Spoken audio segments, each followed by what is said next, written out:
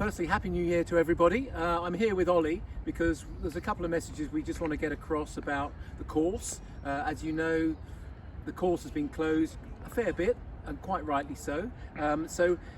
From my perspective, this really is when my captain's year really starts, because we're trying to prepare for us to have some great golf in spring and summer, and that does mean that we, and by we I mean the team, have to make some decisions about the course. We have had some course closures, today being one of them. There are trolley bans. We have had some temporary greens, but for me it's important that when a decision is taken about either closing the course or having a trolley ban, that's communicated clearly both on the phone message but also on IG as soon as that decision is taken. I mean, Ollie, when it comes to your team, how do you make the decision and how does that all happen? The decision is made first thing in the morning. We're in early. This time of year we struggle with lights, so 6:30 it's still pitch black. We can, if it's that wet, we can very quickly see on the bottom 3 greens here how wet it is and judge if the course can be closed. We then sort of go further on into the morning, maybe 7 o'clock. We have a little walk out and see if the trolleys, will do any damage, and that's the key point. And then further on from that, we're looking at health and safety. So we know that majority of people at the club use a trolley. We don't want to we want to understand that people want to play. We do not want to shut the course as it's necessary, hence we've got some temporary greens out there. But it comes a point, and I think we've had a good run with trolleys this year. There comes a point where in January now, we've had 24 mil this month already, and we're on the 3rd of January. It comes a point where they will make a mess and start to do damage and take away, as we come into the season, as Ian's saying, into March, April, the repair work is going to be a lot tougher for us. And hurt the course. So that's all we're trying to do at the moment. Yes, we want people playing. We're not trying to punish you. But yeah, the decision is taken every morning. I think sometimes a bit slower to get on the IG because we've actually walked out and had a look and then made a decision in the light. But yeah, I've taken on board what Ian said and some comments we've had from Andy and some members. So we will try and get that on as quick as possible about no trolleys, medical exemptions, or a total trolley ban, which will then be more health and safety.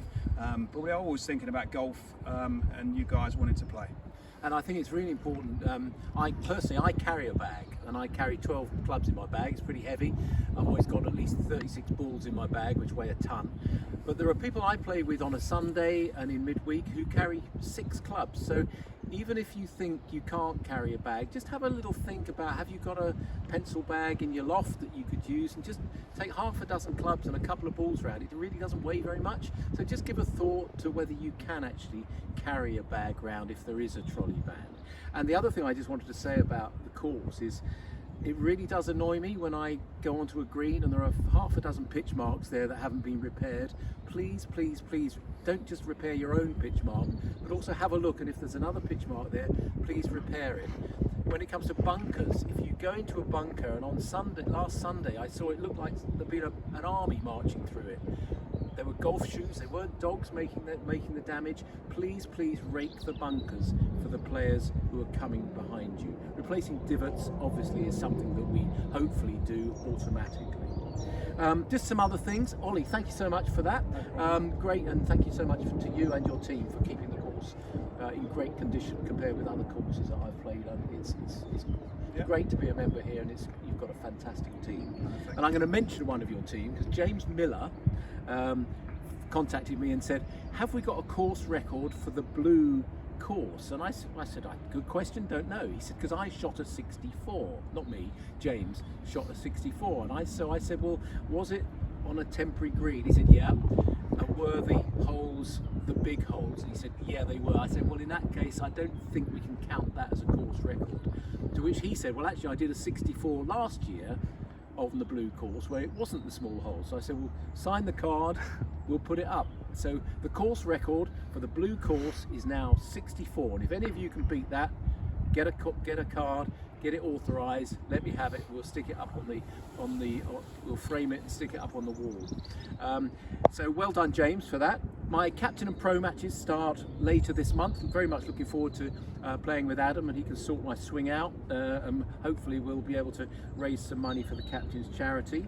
But I hope that everybody who's watching this has got plenty of golf in your diaries and in your calendars. The weather hopefully will start to pick up, and as I say, I'm looking forward to a great spring and summer. I am away for the first 2 weeks of February, but after that, looking forward to lots of golf, including all the matches that I'll be invited to play in. Now, you will remember that I have said if any golf balls arriving in my garden, I'm expecting to try and sell them back, and I had the first one where I got a £5 donation from Dave Handsome Martin. I found a ball that said, it had on it a singer who loves beer and Chelsea. So it was pretty obvious it was Dave Martin. He happened to be in the bar last Sunday. I showed him the ball, handed it over, and he handed over a £5 for the captain's charity. And I've got one ball which arrived in my garden, and it was on Monday, because I walked through my garden on Sunday and there was nothing, and the course was closed on Tuesday. So this arrived on Monday. It's a Strixon, hasn't got any markings on it. It looks like it's never been hit. It must have been hit at least twice to land in my garden. But if anybody planted a Strixon 4 off the 18th, it would have been on your second shot into my garden. You can have it back for a £5. That's it from me. Thank you, Ollie, for joining me. And I'd just like to wish everybody a happy and, most importantly, healthy 2024. Yeah.